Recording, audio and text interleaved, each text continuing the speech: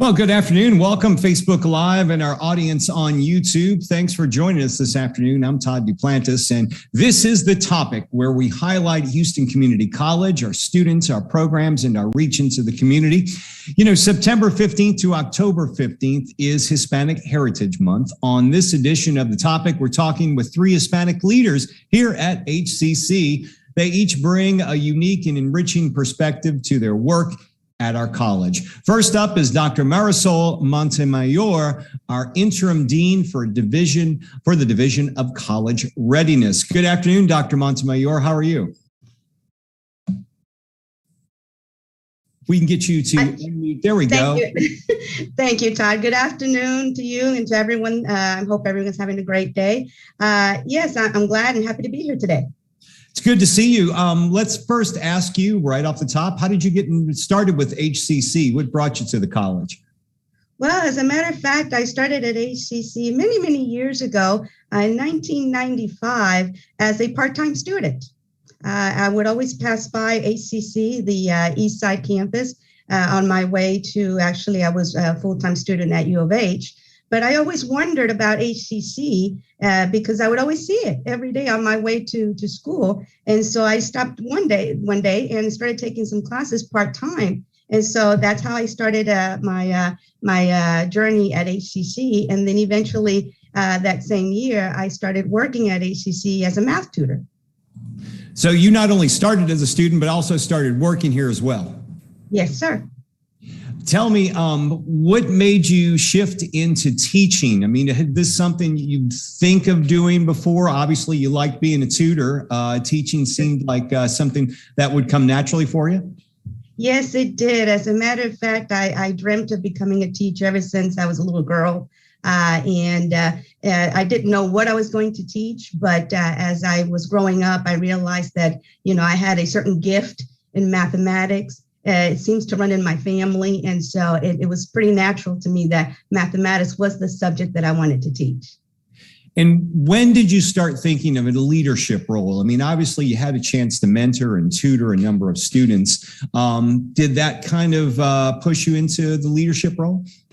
It's interesting because I never thought about leadership until I was working at HCC. I was tutoring. That gave me experience, and so I became a coordinating tutoring center for the East Side campus. And so I worked with the tutors at that campus. I directed all of the scheduling, managed all the tutors there, and so I did that for about 10 years. And so it was funny, I stumbled into that because I started working as a tutor myself. And let's talk about the East Side, because it's a very unique community on the East Side. What did you learn while you were out there about the community itself? Well, I learned that having lived in that community myself for many years, I was very familiar with the type of students that attended that campus. I was familiar with the struggles and the challenges students faced. And so I felt that it was a good opportunity to set an example for the students in that area, in particular being a Hispanic female, even more so, that I wanted for students to see me as a role model, especially having been the first generation here. Right. I certainly know what it's like to struggle. And so I wanted students to see that if I could accomplish that, so could they. And let's talk about some of those struggles. Let's talk about struggles that may be unique to our Hispanic students than to others. Mm-hmm.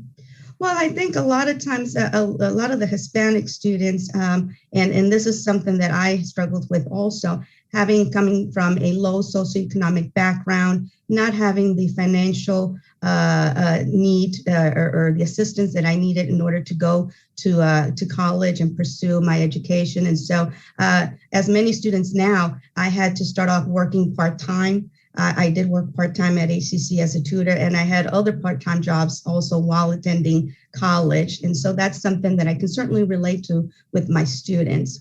And also just the fact of being a Latina female. In particular, I majored in mathematics, which is something that most Latina females don't major in. As a matter of fact, having been the first generation here, my folks originally from Mexico, females were not encouraged necessarily to get educated. Most of the time, their goal was to, get married and start a family, which is nothing wrong with that. But I do believe that given the opportunity, females could do a whole lot more than that. And how did your Hispanic heritage play a role throughout your career? Has there been reoccurring themes that have played a role in that? I think one of the biggest things that I've learned and from my folks, as well as from seeing this in Hispanic culture, we are very hardworking individuals. We're very dedicated. We're very responsible. That is something that I grew up with being ingrained in myself and in my personality. And that is what I was told was important in order to be able to achieve something in life and also have a sense of accomplishment. And so it's important to strive to do your best at whatever you do, but do it with excellence and do it with appreciation. And that helps you go a long way. Over your career, you started as a student, a tutor. Now you're the interim dean for a division of college readiness. What has been the most rewarding throughout the years that you can recall? Wow, the most rewarding. I think in each role that I've had, it's had its challenges. But I think what's been most rewarding has been the opportunity to learn and to grow. There's only so much that you can learn by going through a university, a program, and getting a degree. But there's nothing that can substitute for real life experience and actually being in those roles, working in those particular positions, and actually continuing to grow. If I know you kind of touched on this just a few moments ago, but if you could get a message across to some of your students out there in the East Side community who may be thinking of going to HCC, what message would you give them? I would give them to always move forward, regardless of what the challenges that they may face. It's important to always keep the mentality, always be positive, look forward, keep your eyes on what's coming in the future. You don't know what's going to happen in the future. The past is in the past, and you have to look forward because you may think that you've accomplished or done great things in the past, but that's in the past. The future holds a whole lot more in front of you, and you will not reach that unless you keep moving forward. That's exactly right. And there's no better time to enroll at HCC. We've got a lot of ways of helping you pay for college this semester. And there's still time to enroll for some of the shortened semesters. And we're going to be enrolling for the spring, not too long from now. So go to hccs.edu/now to get enrolled. Dr. Montemayor, thank you for being here on the show this afternoon. We look forward to seeing you in the future. My pleasure. Thank you so much again for inviting me, and I hope everyone has a great afternoon. Thank you. We're continuing our celebration of Hispanic Heritage Month here on The Topic. When we come back, we'll meet a former first-generation college student who now blazes the trail for others like him. Stay tuned. We'll be back right after this. The faculty at HCC represents the best of the city. They're committed to getting our students to their goals. A 4-year degree. Workforce training. A better life. HCC, for everyone, anytime, anyway. For more than a year, we have kept you informed with more than 500 remote episodes. But now we're back, bigger and better with more news and more guests. Join us live every weekday at 10 a.m. on Facebook and YouTube, and on HCC TV at noon and 5 p.m. You can watch from anywhere. We go where you go. That one day at PE when they were yelling at me, and then you just linked arms with me. I don't think you know how much that helped me. I finally knew that I had somebody.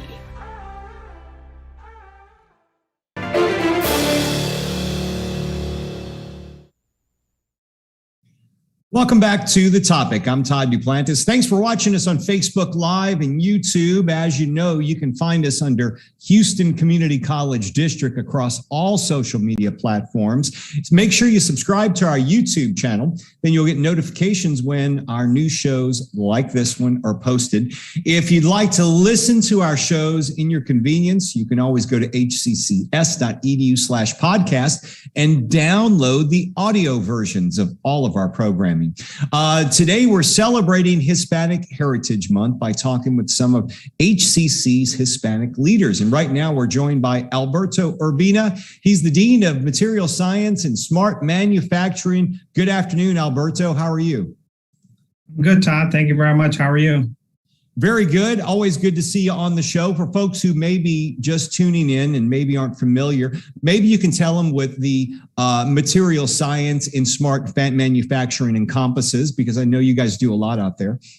Absolutely. Our Center of Excellence for Material Science and Smart Manufacturing captures all of the in-demand workforce programs related to welding, pipe fitting, sheet metal, non-destructive testing, machining, both manual machining and CNC, computer numeric control machining, and then also manufacturing, all of the robotics and all of the automation that's taking place in the manufacturing industry. Those are all the neat programs that are within that Center of Excellence.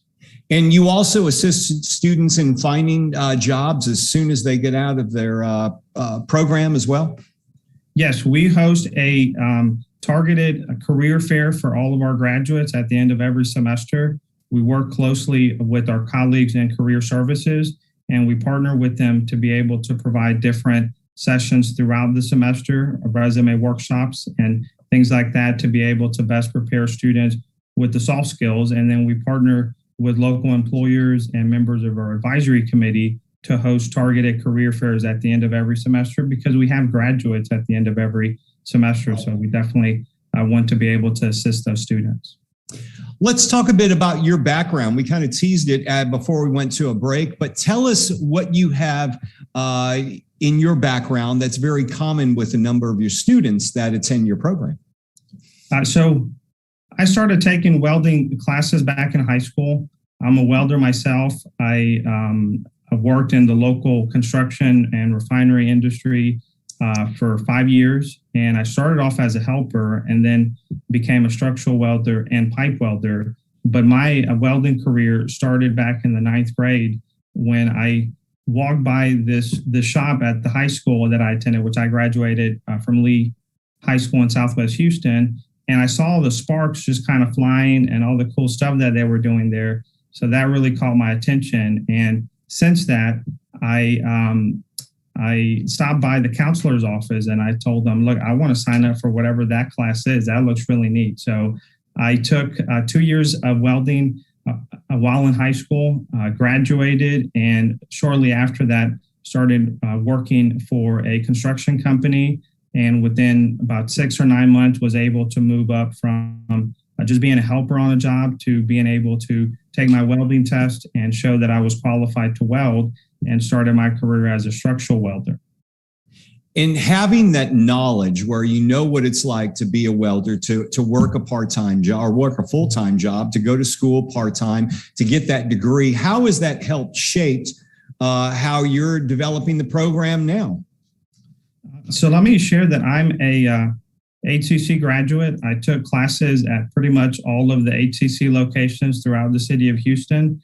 So I knew the HCC locations pretty well, even before I had the opportunity to work for the college. But what that taught me was really to have a pretty flexible schedule, because full-time and part-time students, they really need that flexible schedule to be able to juggle both of their lives, right? Their professional lives that they have to work to be able to take care of themselves and their families, but also the opportunity for them to be able to take classes to work towards a credential or a 2-year associate's degree, transfer a degree like I did, and then transfer to the 4-year institution of their choice. And you also have to align the programs with industry standards. I imagine that involves having partnerships with businesses and industry, and also advisory boards to let you know what they need and how you can answer those demands. Absolutely. We have a very active advisory committee that regularly takes a look at our curriculum and makes suggestions on different things, different credentials, and different trainings that we should incorporate into the curriculum. And let me just share with you 2 examples of those ideas that really started off with the advisory committee that we've been able to implement. But we bring in third-party welding inspectors to our welding classes that are from the American Welding Society. And the students that are getting ready to graduate, they're able to take a welding test, just like the welding test that they would take on a job site, and be able to get a qualification record if they pass the welding test. And then the college also recently purchased a robotic welder. The advisory committee suggested that we start getting into the robotic welding side of the industry, and the college recently purchased that, and we're working with our colleagues to incorporate that into the curriculum. So those are just 2 very neat projects that we worked on recently with our industry partners and with the advisory committee. You know, another thing out there that seemed pretty cool that you guys were doing at the Southeast College, answering the demand of working students in flexible schedules. You guys held night classes that were kind of like night owl classes. Maybe you can tell us a bit about those, and have those started up again? Yeah, so going back to that flexible scheduling that I was talking about earlier, we have offered some late evening classes from 10 at night to 1 in the morning. And we hope to start those classes again the second 8 weeks of the fall semester, which begins on October 18th. Right. And we also offer Saturday classes, basically all day from 8 to 5. We have Sunday classes as well. We offer bilingual welding classes at the Eastside Center as well. And just, again, providing all of those different time slots and options for the community to take advantage of. You're offering late night classes, Saturday classes, Sunday classes, and bilingual classes. What are the demand for these? I would imagine it would be pretty high because you're answering to a certain niche for people that need to take that type of class. Absolutely. The Saturday classes, they're filled, and the Sunday classes are also filled. I mean, we have a full house for both our Saturday program and our Sunday program. So that just goes to show that, yes, there is a demand, because, like I said, going back to those folks that work during the week, yep, and the only time that they can fit in a class is on the weekend, I mean, that's ideal for them. So there's a big segment of the community that really needs that scheduling, and hence we have a pretty good turnout on both Saturdays and Sundays. And Alberto, you mentioned October 18th is when more classes start, so people still have time to enroll if they enroll now. Absolutely. There's plenty of time. We have staff members in my division that can help students with applications, can answer any financial aid questions that they have. We have a full team to be able to assist students. But you have to become a student first. Go to hccs.edu/now to enroll today. Financial aid available for all your classes as well, Alberto? Yes, that's correct. We have financial aid, absolutely. All right. Enroll today, get started, and we'll get you on the road to success. Alberto Urbina, we appreciate you joining us here on the show this afternoon. We look forward to seeing you in person again. Thank you for having me, Todd. All right. When we return, we're going to be speaking with the Chief Academic Officer for HCC. We'll hear her story and her background. All that coming up after this on The Topic. It takes less than 1 minute to find out if you may have prediabetes. You can do it here. But I get it, you're busy, and busy people can't have prediabetes. I read that wrong. They can, okay? Just go to the site.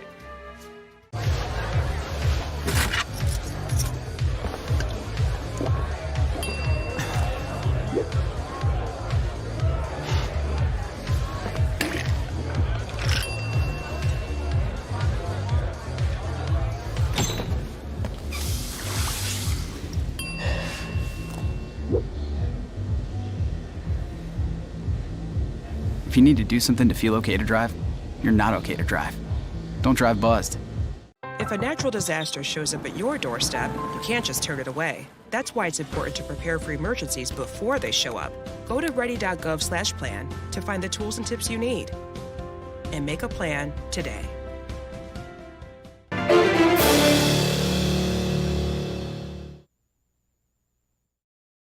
Welcome back to The Topic. We are live this afternoon on Facebook and YouTube. You're watching us under the Houston Community College District Facebook page and YouTube channel. Make sure you subscribe to that YouTube channel. We'll send you notifications when we post new shows. And you can find us across all social media as Houston Community College District. You can download the audio versions of our podcasts at hccs.edu/podcasts. We are talking about Hispanic Heritage Month right now on The Topic, and we're speaking with some of HCC's leaders. We're now joined by Dr. Norma Perez, Vice Chancellor for Instructional Services and Chief Academic Officer here at HCC. And I do know she's been here, I believe, since 1983. That's correct, Todd. I've been here since then. Since 1983. We've gone through some changes, but I'm reading through my notes. You became involved, or you had an interest in civic engagement back in junior high. Tell us about that. But back when I was in junior high, and that was at McReynolds Junior High, for those of you who are from the city of Houston, I was very much interested in getting involved in my community. So I was very fortunate that I knew Ben Reyes. Ben Reyes, again, is a politician that started out here in the city of Houston. And I knew his sister, Lily Reyes, who used to work with us. And so he decided that he was going to give us a task for us to get involved. And that task was going through Denver Harbor, registering voters. Because he said in order for us to win an election, we needed to have Hispanic voters going to the polls. And so that started my interest in politics, and did a lot of that, a lot of knocking on doors and getting people to sign the registration form. And so I did enjoy that time, and we did it in pairs. So I was very fortunate that Lily Reyes was my partner.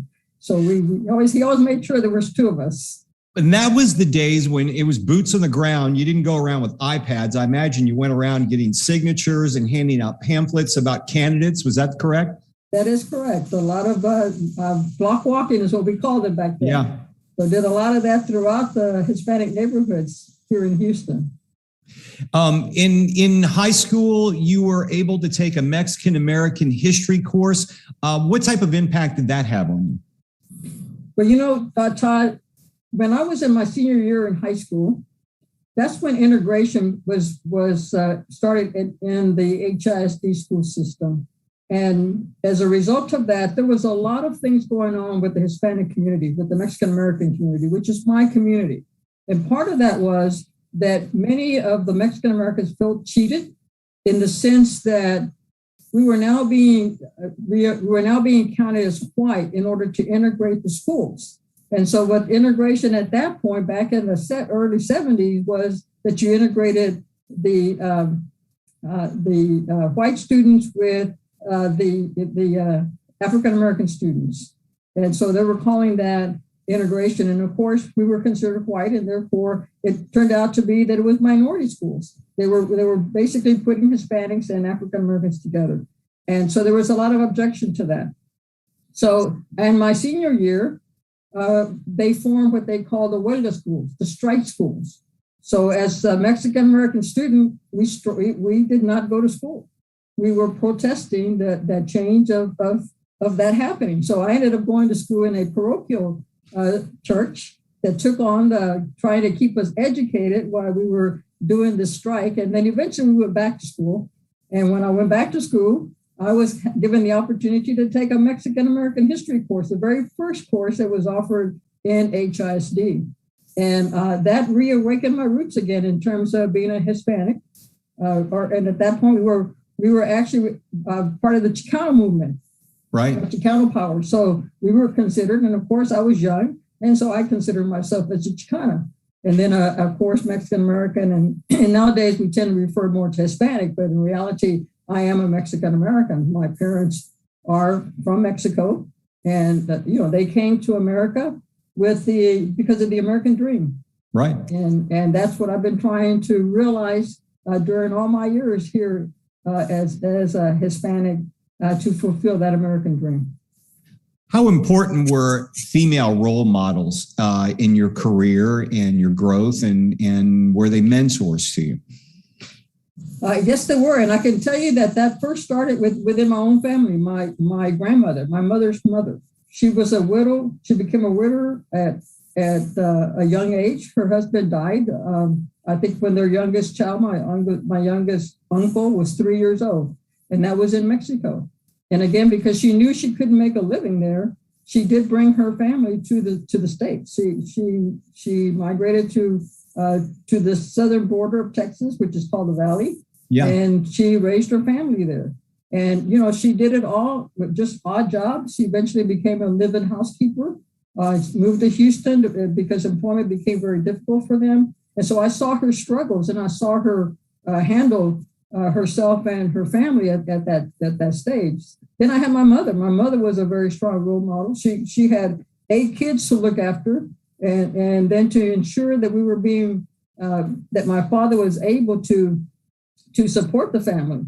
And so, I saw her many times going through the grocery ads, and she ended up going to 3 grocery stores. Why? Because she was budgeting her money and making it work for our family. And I guess that's why I learned a lot about budgeting, because I really do take very good care of my money because of what I saw in her. So I did see that as growing up. So for me, women became very strong role models.